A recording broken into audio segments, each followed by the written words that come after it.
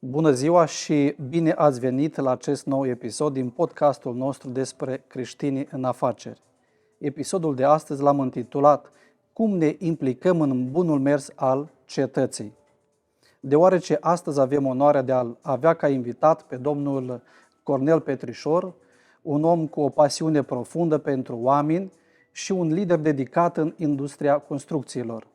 Fiind fondator al Cornel Quality Construction, domnul Cornel a condus compania cu o viziune clară și valori solide timp de peste 2 decenii, oferind servicii de calitate în construcțiile rezidențiale și renovări complete de locuințe.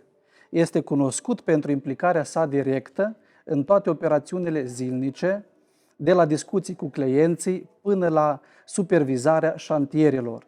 Sub conducerea dumnealui, compania a obținut acreditarea de la Better Business Bureau în anul 2002 și menține un rating de A+. În plus, domnul Cornel Petrișor este un creștin evanghelic dedicat, care își exprimă credința prin implicarea activă în comunitate și susținerea organizațiilor caritabile.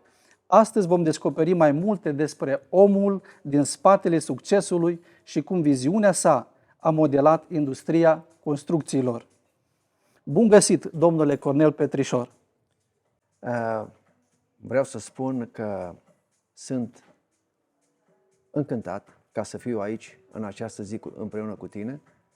Sunt bucuros ca să avem câteva discuții despre ceea ce, în primul rând, Dumnezeu a pus în mine și ceea ce am putut ca să fac prin ajutorul și călăuzirea pe care El mi-a dat-o. Mulțumim!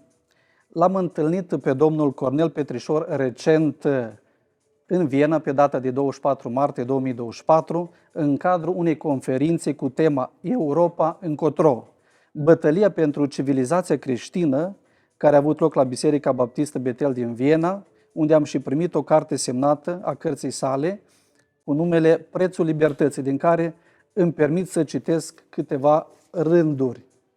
M-am născut în Transilvania, într-un sat pe care istoria modernă îl lăsase în urmă.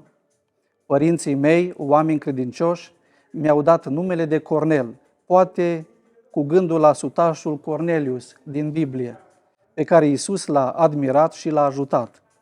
Din frageda pruncie pot spune că am iubit libertatea. Nu mi-au plăcut niciodată limitele impuse de oameni înguști la minte. Am detestat regimurile autoritare.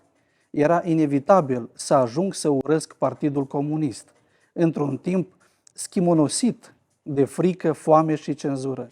De mic am visat la o lume mai bună. Mi-am dorit să pot rosti adevărul și să nu fiu umilit pentru că sunt creștin, pentru că sunt un gospodar sau prosper.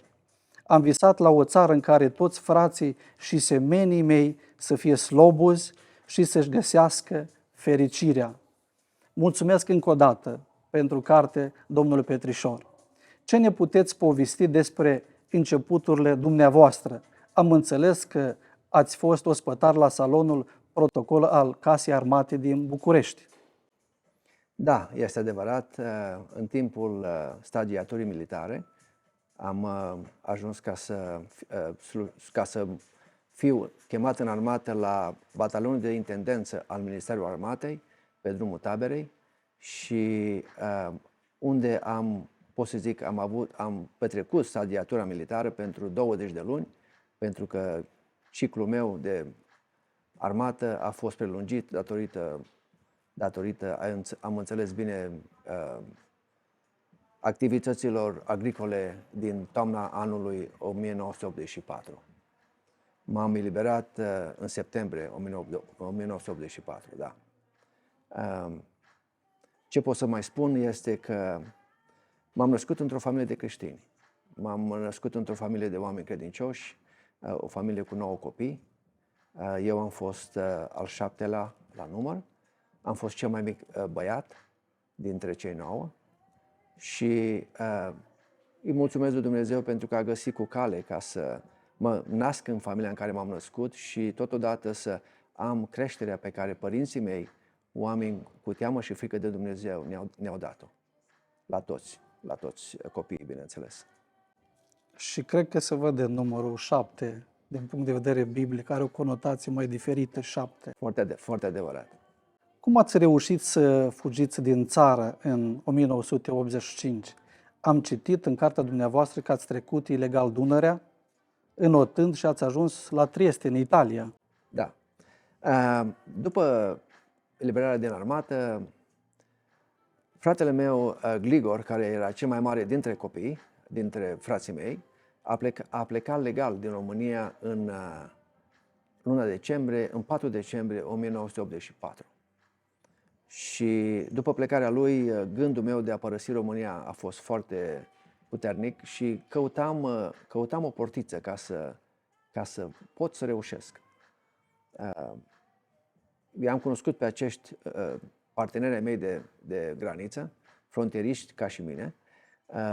I-am cunoscut în incinta bisericii, datorită faptului că eram toți creștini. Unul dintre ei, împreună cu soția lui, vizitau biserica din Someșurece, de unde eu practicam să merg la biserică.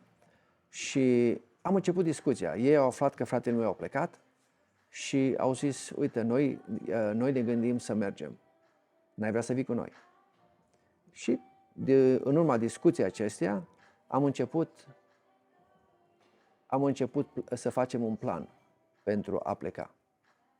Și unul dintre cei 3 băieți s-a angajat la Moldova Nouă, lucrând la porțile de fier. Angajarea lui a fost acolo, a fost parte din planul pe care noi îl făcusem pentru ca să putem să intrăm în zona respectivă. Nu puteai să intri în zona de frontieră fără să ai un motiv bine întemeiat. Soldații nu erau, orice autobuz sau tren sau ce mergea în zona respectivă era bine controlat și nu aveai voie să ajungi acolo. În fine, după ce acel băiat s-a angajat, ceilalți 2, ei fiind rudenie, puteau să meargă unul la altul și de fapt asta s-a și întâmplat. Eu, fiind rudenie cu el, cu acest băiat pe nume Pia, încercam să găsesc o soluție sau să găsesc un plan, cum să pot să ajung în zona respectivă. Pot să spun că am fost un băiat destul de inovativ, chiar de la fragedă tinerețe. Vorbisem cu un prieten, un medic, și am cerut să-mi dea o foaie de drum ștampilată și semnată. Și mi-a dat foaia de drum, m-am gândit cum să fac să intru în zona respectivă. Și mi-a venit ideea să spun că sunt instructor de dansuri și mă duc în zona respectivă pentru a învăța dansurile de acolo.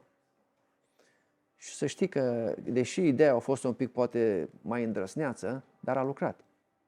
Am completat foaia de drum, am pus un buletin și am urcat pe autobuz. Am fost controlat în 2 locuri. S-a uitat la buletin, s-a uitat la foaia de drum. Totul părea foarte, foarte bine puse împreună și am reușit să ajung în Moldova Nouă. Am ajuns în Moldova Nouă pe data de 20 mai 1985. Prietenii mei m-au așteptat la autobuz. Pia avusese un apartament închiriat unde locuia, pentru că lucra acolo.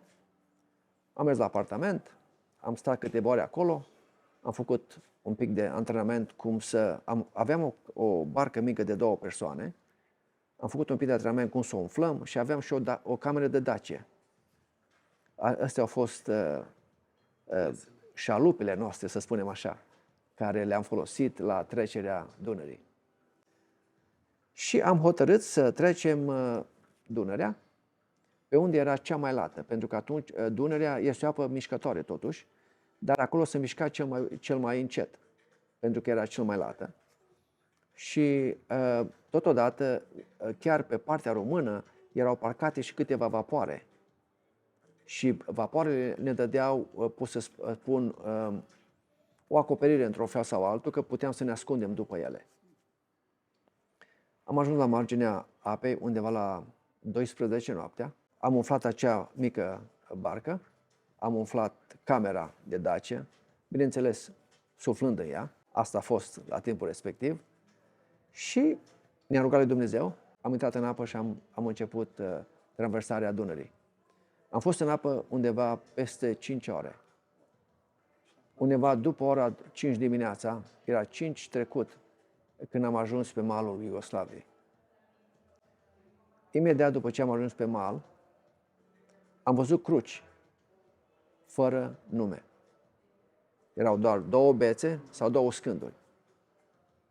Și mi-am dat seama că erau alți români care au plătit un preț. Au plătit preț pentru dorința lor pentru libertate. Am spus titlul la cartea pe care am scris-o, Prețul libertății, pentru că libertatea, la timpul respectiv, avea un preț. Și noi, toți cei 4, am fost gata ca să plătim acel preț, chiar cu prețul vieții. Și după în America, cum ați continuat mai departe? Vreau să termin ideea cu plecarea. Am ajuns pe malul Iugoslaviei, am stat până dimineața în jur de ora 9, am văzut un țăran, își lucra la câmp, am mers, am vorbit cu el, vorbeam destul de bine rusește, pentru că făcusem rusă în școală. Și am început să vorbesc cu el pe rusește, el m-a înțeles, i-am spus că vreau să mă duc la Belgrad. N-a spus nimic, dar el a înțeles că noi suntem fugari din România. A fost foarte, foarte amabil cu noi, a venit cu noi la autobuz, ne-a luat bilete, am plătit biletele, am mers cu autobuzul până la Belgrad. La Belgrad am mers la gară și de la gară am luat un tren la cel mai aproape oraș de Italia. Îi spune Ljubljana. La Ljubljana, de la gară, am luat un taxi. Țin minte că pe timpul ăla l-am plătit pe taximetriu destul de mult. Aveam cu noi dolari, deci aveam totuși niște bani cu noi. Nu foarte mulți, dar totuși aveam destui și țin minte că i-am dat undeva în jur de $100. Pe timpul respectiv erau mulți bani. Și i-am spus că vrem să plecăm, vrem să mergem în Italia. El ne-a dus până la marginea unei păduri, ne-a spus pe unde să mergem și, bineînțeles, ne-am specificat, noi toți 4 eram creștini, credeam în Dumnezeu, credeam în în călăuzirea pe care Dumnezeu poate să o dea și protecția pe care El poate să ne dea. Și totodată noi am avut și promisiunea înainte, prin o profeție, că El va fi cu noi. Și am mers și am trecut granița și de la iugoslav la italieni. Am ajuns în Triest. În Triest am mers la gară din nou, am luat bilete de tren să mergem la Roma. Ideea noastră a fost să ne predăm la ambasada americană în Roma, ceea ce am și reușit să facem. Am avut anumite probleme, chiar după ce am luat biletele, până să vină trenul, a început o grevă feroviară, trenurile nu au mai circulat, am mers la casa de bilete, banii înapoi n-au vrut să ne restituie, au spus că ne pune la dispoziție autobuze ca să ne ducă. Și am luat autobuze, am luat și taxi și până la urmă am ajuns la ambasada americană în Roma. Bineînțeles, nu știam să vorbim engleză absolut deloc, nu știam să vorbim italiană absolut deloc. Am început să vorbesc românește și am spus că suntem români și mergem în America. Nu după mult timp, ne-au luat înăuntru, ne-au pus într-o cameră, am folosit baia, ne-am spălat puțin, eram un pic mai nespălat, să spun așa. Ne-au adus ceva sandwich-uri să mâncăm.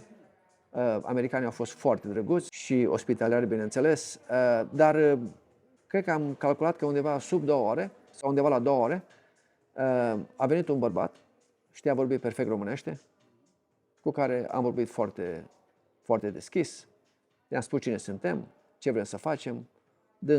Dânsul împreună cu alt bărbat ne-a luat un interviu oarecare, ne-au întrebat anumite întrebări, detalii. Una dintre ele a fost să-i spun unde am lucrat, unde am fost în armată, i-am spus. M-a întrebat anumite întrebări lucruri foarte banale, să spun așa, anumite lucruri despre incinta Ministerului Armatei. I-am spus, m-a întrebat unde sunt niște copaci, unde erau niște gari viu. Eu probabil că le fi văzută din satelit. Mi-a spus exact unde sunt și m-a bătut pe umăr și mi-a spus, fii liniștit că veți merge în America. Da, poate a vizitat locurile acelea și vă testa să vadă dacă ce ziceți este adevărat. Corect. Sau... Lucrurile care m-au întrebat erau lucruri care nu le știa numai cine ar fi fost acolo. Deci era clar că persoana respectivă cunoștea cel puțin incinta Ministerului Armatei, partea dinăuntru a Ministerului. Și eu lucrasem acolo și, bineînțeles, pentru mine a fost ceva foarte ușor. Și ei au văzut că noi suntem, de fapt, spunem adevărul. Ei vreau să vadă că, de fapt, suntem sinceri și spunem adevărul cine suntem. Pentru că, pe timpul respectiv, de la ambasada americană am fost trimis în lagăr, în orașul Latina. Acolo era lagărul de emigranți care așteptau să fie verificați pentru a merge în anumite țări din toată lumea. În timpul respectiv era foarte mult, era Europa, Canada sau America. Cam astea erau țările care erau foarte mult căutate de emigranți. Da. Am mers în camp unde am stat pentru 3 luni de zile, timp în care dosarul a fost finalizat. După aia am fost transferați la Roma pentru a aștepta programarea de plecare. Toată perioada de cenzură, să spunem așa, a fost undeva la 6 luni de zile. Și 6 luni ați locuit în Roma. În Roma. Da, am locuit acolo, am găsit de lucru, am lucrat, am supraviețuit până când am reușit să ajung în America. Am citit undeva un detaliu că ați participat și la filmarea unui film acolo în Italia. Da, căutam de lucru și ne uitam în ziar. Și am văzut că se căuta, să spunem, oameni pentru a se filma filmul La Strada. Și am ajuns, mi s-a luat un interviu, am vorbit cu cineva și mi-a spus, ok, tu o să joci rolul de capitan în armata americană. Deci ăsta a fost rolul pe care eu l-am jucat în filmul La Strada. Fantastic. Filmat în 1985, în Italia, în Roma, Italia. Stabilirea în SUA și succesul în domeniul construcțiilor au fost rezultatul unui efort susținut și a unor alegeri strategice. În cele din urmă ați înțeles că succesul vine dintr-o combinație de cunoștințe, abilități și oportunități bine gestionate. Cum ați reușit să vă stabiliți în SUA și să deveniți un prosper om de afaceri în domeniul construcțiilor? Întrebarea este foarte bună. Aș putea să vorbesc probabil ore în șir. O să încerc să vorbesc puțin mai pe scurt sau să-ți dau câteva informații mai pe scurt, în felul cum am început să lucrez, am lucrat în America cu $2 și 1 cent pe oră. Asta era am lucrat la Pizza Hut, ca ospătar seara. Ospătar, busboy, ce era nevoie la timpul respectiv. Dar în timpul zilei lucram tot în Chicago. Am lucrat la refinisarea de apartamente sau pregătirea apartamentelor pentru a fi închiriate. Lucram cu alți români. Am lucrat acolo pentru câteva luni, dar nu după mult timp, vorbisem cu persoana care, de fapt, era managerul nostru sau era persoana în charge cu lucrările pe care le făceam și am spus că eu aș vrea să lucrez individual. Aș vrea dacă poate, să-mi dea lucrările individual și să nu mai lucrez în echipă cu ceilalți băieți. Lucram în echipă și eram plătiți la oră. Eram plătiți pe oră. Și cunoșteam pe proprietarul complexului pentru care lucram. După aia am înțeles că era un olandez, avea undeva la 300 de apartamente. Era un avocat, de fapt, și avea și 5 bănci. Un om foarte prosper. Am ajuns ca să îi cunosc personal pe el, pe soția lui, pe copiii lui. Nu știu, din anumite motive am ajuns ca să-i fiu plăcut lui și chiar lui i-am cerut dacă poate să îmi dea de lucru separat, să lucrez singur. Dumnezeu a lucrat la inima lui sau i-a muiat inima, cum pot să spun, și el a fost de acord. Datorită faptului că el a văzut abilitățile mele, eram un băiat foarte aspru, foarte săritor, foarte politicos și foarte amabil în a săream să fac absolut orice. Deci aveam dorința de a-l mulțumi pe șeful meu sau nu îi a ieși în afară din vorba lui. Și cred că asta a avut un efect foarte, foarte bun, pentru că el a ajuns ca soția șefului meu, chiar la plecarea mea din Chicago, chiar a plâns după mine. Deci am ajuns ca totuși să le intru la inimă, datorită faptului că eram un băiat foarte respectos și muncitor, bineînțeles, în același timp. Ați ales exemplul Domnului Iisus Hristos, să fiți omul cel de influență prin a-i servi pe ceilalți. Da, Chiar și în carte am văzut că ați menționat la vârsta de 17 ani, deja în mintea dumneavoastră gândeați spre a servi, să fiți harnic, să fiți activ, un om de influență. Acum, la vârsta dumneavoastră și după o afacere de succes în Statele Unite, am înțeles că ați avut peste 1000 de români angajați. Locuiesc în America de 39 de ani și pe perioada acestor ani am făcut un calcul, cred că au lucrat pentru mine peste 1000 de români. În afară mexicani, ruși, ucraineni, americani. Deci am avut foarte mulți români care au lucrat pentru mine, de-a lungul anilor, bineînțeles. Pot să zic că am devenit un om de succes pentru faptul că am avut o direcție în care m-am axat să mă duc și am fost foarte dedicat în a obține direcția sau a împlini direcția în care m-am hotărât să merg și nu am fost un om care să zic să fac un plan și să mă dau bătut. Deci, ați insistat. Am fost insistent, încăpățânat și dedicat. Acum, dacă pot să parafrazez numele fostului președinte american Donald Trump, tot un om bogat și la vârsta înaintată s-a gândit că vrea să facă mai mult pentru societate și pentru poporul american și s-a implicat în politică. Văd că și dumneavoastră faceți tot ceva de genul respectiv. Am înțeles că sunteți candidat la Senatul României, reprezentând românii din diaspora. Ce anume v-a determinat să vă implicați în politică și de ce acum? În America este o zicală, spune că, sau bunicii bunicilor Americii au spus în felul următor: în politică se intră undeva între 50 și 60 de ani, pentru că la vârsta respectivă deja ai destulă experiență, ar trebui să fii financiar bine stabilit și așezat și ai destulă experiență sau ai deja knowledge sau înțelepciune ca să poți să dai înapoi. Asta e o zicală americană. Personal, în urmă cu 2 ani de zile, mă pregăteam să mă pensionez și urma să împlinesc 60 de ani, dar Dumnezeu cred că a avut alt plan pentru mine.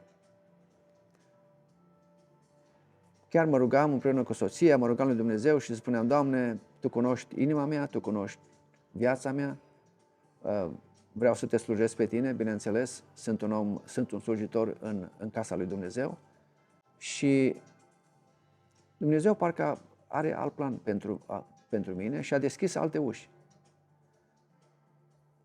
Cineva care lucrase la mine, vorbisem cu el și îi spusesem că mă gândesc să mă pensionez. Și el a zis: Cornel, nu poți să te pensionezi. Zice, tu ai fost un lider în comunitatea română toată viața ta. Zice, trebuie să faci mai mult. Și interesant că am fost invitat la o conferință în București, vorbisem cu soția mea despre ideea de a mă involva în politică și, bineînțeles, nici ea și nici eu nu fusesem de acord. Am venit la București, am fost la acea conferință organizată de Alianța pentru Unirea Românilor și în urma conferinței, Rodica fiind cu mine, soția mea, vorbeam cu ea și spuneam, ce părere ai, ce crezi? Și interesant, Rodica a spus, du-te înainte, cred că este pentru tine. Și așa a început involvarea mea în politică. Deci, cu ajutorul lui Dumnezeu, numai cu ajutorul lui, voi candida în anul acesta, în luna decembrie, pe data de 9 decembrie, când vor fi alegerile parlamentare, voi candida la poziția de senator pentru românii din diaspora. Deci vorbim de românii din America, Canada, Noua Zeelandă, toată Europa și Australia. Frumos, aici ziceam de Donald Trump, că la fel, la o vârstă înaintată, a ales să servească, nu să se pensioneze și să stea bine mersi undeva, să se distreze. Sau... Unii oameni, Dumnezeu vrea să-i folosească în așa feluri diferite. Donald Trump, un om financiar foarte bine aranjat, nu avea nevoie ca să intre în politică, dar a văzut că este nevoie. Eu nu aveam nevoie să intru în politică. Financiar sunt binecuvântat și mulțumesc lui Dumnezeu pentru tot ce a făcut pentru mine și pentru copiii mei, pentru nepoții mei. Deci, eu nu aveam nevoie de așa ceva. Dar cred că Dumnezeu are de lucru cu mine și în locul acesta. Dumnezeu are nevoie de oameni în toate locurile. Noi oamenii suntem de multe ori așa de limitați că gândim foarte scurt sau foarte limitat. Dar Dumnezeu gândește și vede lucrurile, gândește și le vede cu mult înainte. Și după ne călăuzește să înțelegem și noi. Eu cred că m-am lăsat călăuzit de El ca să ajung la locul acesta sau la această poziție și, bineînțeles, o fac nu pentru mine, o fac pentru binele comunității din diaspora. Și vreau să menționez un lucru foarte important. Nu o fac pentru bani. Mulțumim. Puteți să ne vorbiți despre implicarea dumneavoastră de lider creștin în SUA. Vă rog să menționați pentru ascultătorii noștri care poate nu vă cunosc și aspecte care țin de partea de responsabilitate socială, implicarea politică și ce considerați că are un impact în cadrul comunității de români. Din punct de vedere religios sau din punct de vedere creștin, aș putea spune că noi avem o datorie față de semenii noștri. Domnul a spus să-L iubim cu toată inima noastră, cu tot sufletul nostru și cu tot cugetul nostru și pe aproapele nostru ca pe noi însine. Deci, ceea ce eu vreau să fac este pentru binele comunității din diaspora. Românii din diaspora nu sunt reprezentați la valoarea la care ei ar trebui să fie reprezentați. Românii din diaspora au multe nevoi care Guvernul României nu le împlinește sau nu le rezolvă. Eu cred că avem nevoie de lideri care să meargă și să poată să vorbească sau să poate să aibă coloană vertebrală, să stea în fața lor și să le spună că acești oameni, deși trăiesc în alte țări, datorită anumitor situații, pentru că mulți dintre românii care trăiesc în diaspora n-au plecat de bunăvoie. Au plecat, dacă ne uităm după 90, au plecat pentru că au fost nevoiți, pentru a avea o viață mai bună. Au fost nevoiți pentru a câștiga un ban, pentru a-și putea susține familia, pentru a-și putea trimite copiii la școală și așa mai departe. Cei care am plecat înainte de 1989, am plecat pentru că am vrut să fim liberi. Am vrut să putem să ne spunem dorința noastră în viață, să ne spunem ceea ce gândim, să putem face ceea ce vrem să facem, să putem să ne exprimăm felul nostru prin a fi oameni liberi. Da, într-adevăr, fiecare persoană are obiective unice în viață, iar modul în care le atingem poate varia considerabil. Unii se concentrează pe succes profesional, alții pe relații personale sau dezvoltare personală. Care sunt principalele dumneavoastră obiective în viață și cum intenționați să le atingeți? Sau cum ați dori să aveți un impact asupra celorlalți din jur cu viața dumneavoastră? Vreau să menționez din nou căci Dumnezeu m-a adus la un nivel financiar foarte bun sau foarte, foarte satisfăcător. Și cred că acum sunt gata sau sunt pregătit pentru a putea să merg în comunitățile de români în toată lumea, să le ascult durerile lor, să încerc să le implementez nevoile lor în programul de guvernare a Guvernul României, să spunem așa, sau a Parlamentului României. Dumnezeu spune că mergeți și fiți sarea pământului și lumina lumii. Pentru ca să fii lumină, trebuie să fii într-o poziție ca să poți să dai lumină. Exact. Avem nevoie pentru ca români, creștini, oameni cu teamă și frică de Dumnezeu, să se involve în politică. O să-ți dau un exemplu sau două. Sunt multe decrete sau legi care trec cu un vot, 2 sau 3 voturi. Nu toate, dar unele dintre ele cu siguranță nu sunt bune. Nu sunt bune pentru popor, pentru oamenii care trebuie să le împlinească. Dacă Dumnezeu găsește cu cale ca să ridice câțiva credincioși, să ocupe poziții de a putea lua o decizie. Și se propune în plen anumite legi care nu sunt neapărat benefice. Având câțiva creștini, fiecare senator, la momentul când se votează o lege, are dreptul să vorbească 3 minute. Mergi în față și spui punctul tău de vedere. Sau spui, pentru că ce se întâmplă? Când gândești o lege, o gândești pentru, cel puțin eu, dacă Dumnezeu va îngădui ca eu să ajung acolo, eu o să o gândesc nu pentru binele meu, eu o să o gândesc pentru binele celorlalți. Și dacă acea lege nu este benefică și nu este bună, cu siguranță îmi voi spune și cu cuvântul împotriva ei.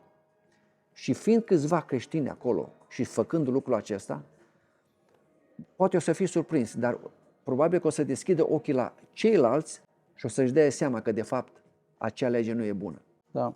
Și Dumnezeu ne poate folosi în felul acesta. De multe ori poate că noi nu ne dăm seama ce impact putem să avem a fi un credincios într-o poziție de conducere pentru binele comunității.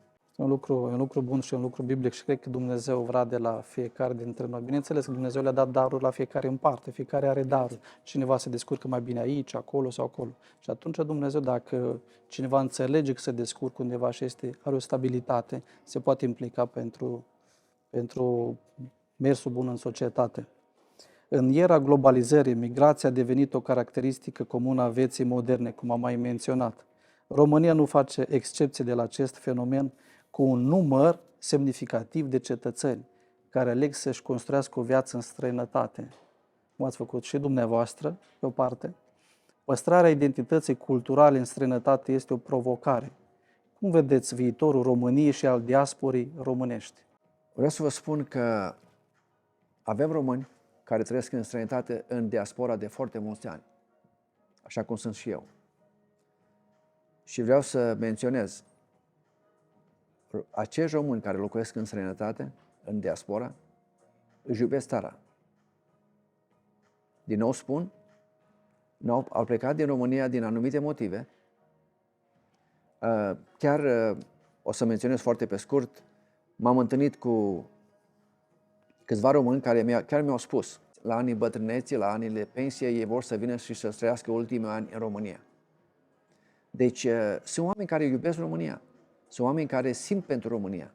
Deci acești oameni, eu cred că ei, în inima lor, o parte din inima lor a rămas în România când ei au plecat în diaspora, în străinătate.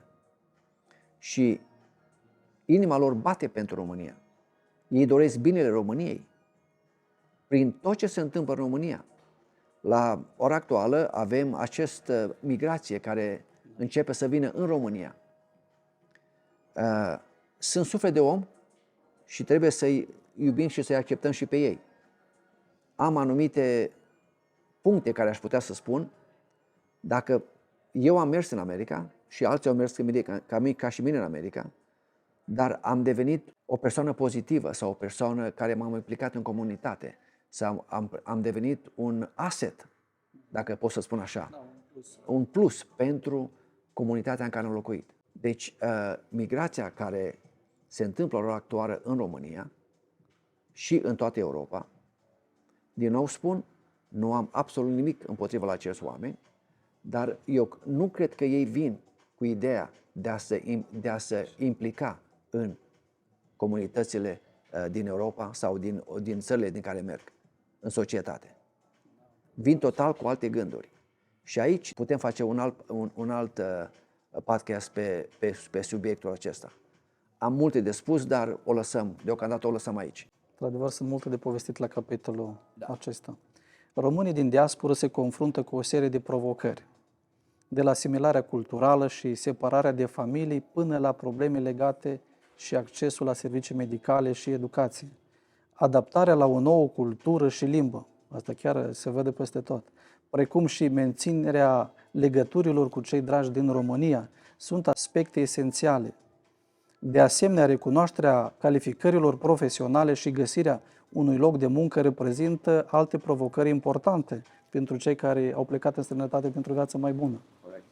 Care sunt provocările cu care se confruntă românii din diaspora și cum credeți că pot fi acestea abordate și, bineînțeles, soluționate? Aș putea să vă spun că orice persoană, oricine ai fi, în momentul în care decizi să mergi în altă țară, este o mare provocare. Este o încercare destul de mare. Cei mai mulți poate nu cunosc limba. Foarte mulți este greu să găsească un loc de muncă. La mulți este foarte greu ca să li se recunoască diplomele care le au.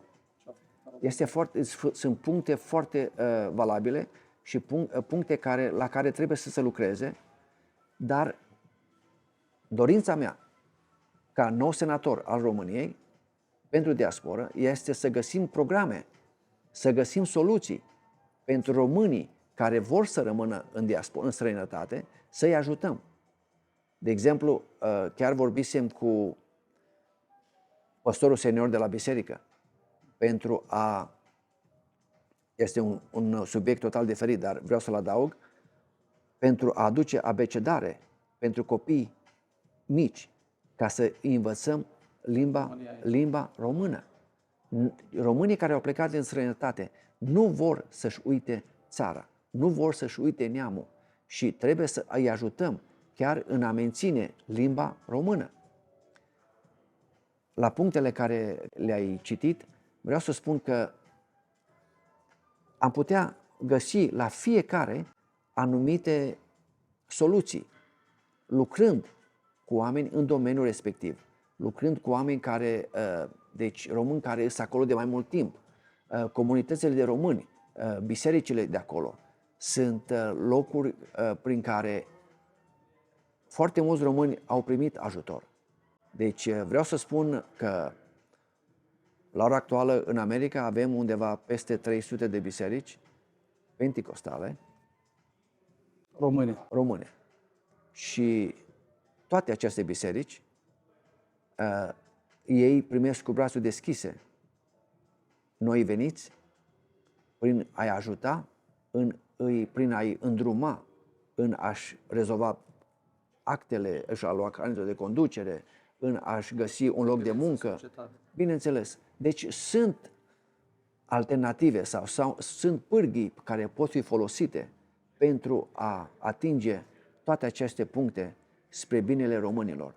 Vreau să spun că o parte din acești români care au plecat se vor întoarce în România. Eu sper și mă rog lui Dumnezeu ca situația în România să se îmbunătățească în așa măsură în care cei care vor să se întoarcă să poată să se întoarcă la un nivel de trai asemănător cu ceea ce au ei acum. Unde sunt, da. Relațiile dintre România și SUA sunt fundamentale pentru valorile comune, interesele economice și colaborarea strategică. SUA este un partener important pentru România în domenii precum securitatea regională, comerțul și investițiile, colaborarea în cadrul NATO și sprijinul acordat de SUA pentru modernizarea armatei române reflectă angajamentul comun pentru stabilitate și securitatea din regiune. Care este viziunea dumneavoastră despre relațiile dintre România și SUA? Datorită faptului că locuiesc de foarte mult timp în America și datorită faptului că pot să zic că este țara în care m-am căsătorit, țara unde am avut 3 băieți sau unde sunt cei 3 băieți ai mei și este țara cu care, bineînțeles, vreau să creez o legătură strânsă, pentru că vreau sau nu, America va fi parte din viața mea cât timp eu mai fiu pe acest pământ. Este adevărat că la ora actuală se va deschide în România, de fapt s-a deschis în România, cea mai mare bază militară din Europa. America cred că poate să facă mai mult pentru România. La ora actuală nu avem viza Schengen, ceea ce este o rușine. Noi le-am dat baza de la Cogălnicianu pentru a deschide acea bază militară americană și noi nu avem viza Schengen.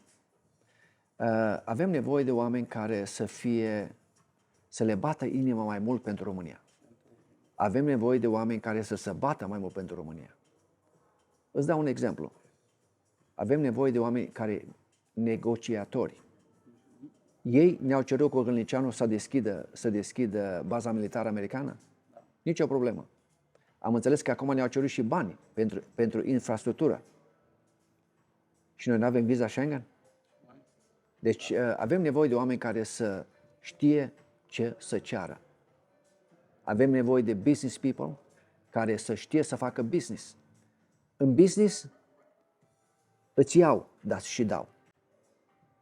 Deci vorbim, în America îi spune two-way street, un drum care merge în 2 direcții. Deci, la ora actuală, pur și simplu este o jignire ca ei, ca America, să aibă cea mai mare bază militară în România și noi să nu avem viza Schengen. Este bătaie de joc. Suntem în Viena, da? Am înțeles că Austria a fost împotrivă. Dar să nu uităm, America e mult mai sus decât Austria. Se putea un pic de presiune și toate lucrurile se rezolvau.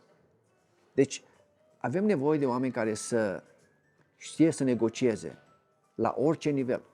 Oameni cu frică de Dumnezeu, care să tem de Dumnezeu. Care să vadă binele celor de lângă ei.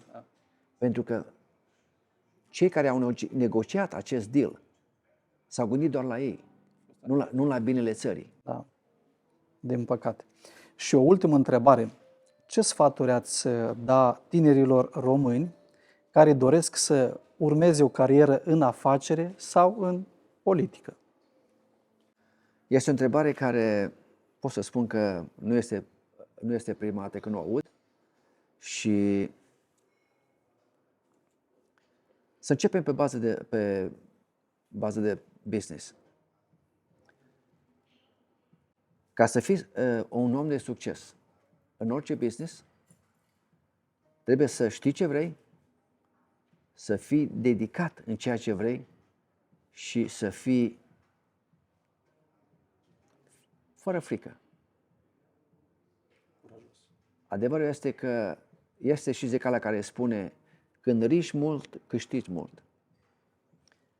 Dacă îți faci un plan și ești conștiincios în acel plan, vei ajunge la țintă. Îți vei ajunge la punctul la care dorești să fii. Personal, asta am făcut. Pot să spun și eu, așa cum a spus Trump, prea mult somn nu-i bun. Alții Schwarzenegger a spus același lucru, că el toată viața n-a dormit mai mult decât 6 ore. Trump a spus 4 ore.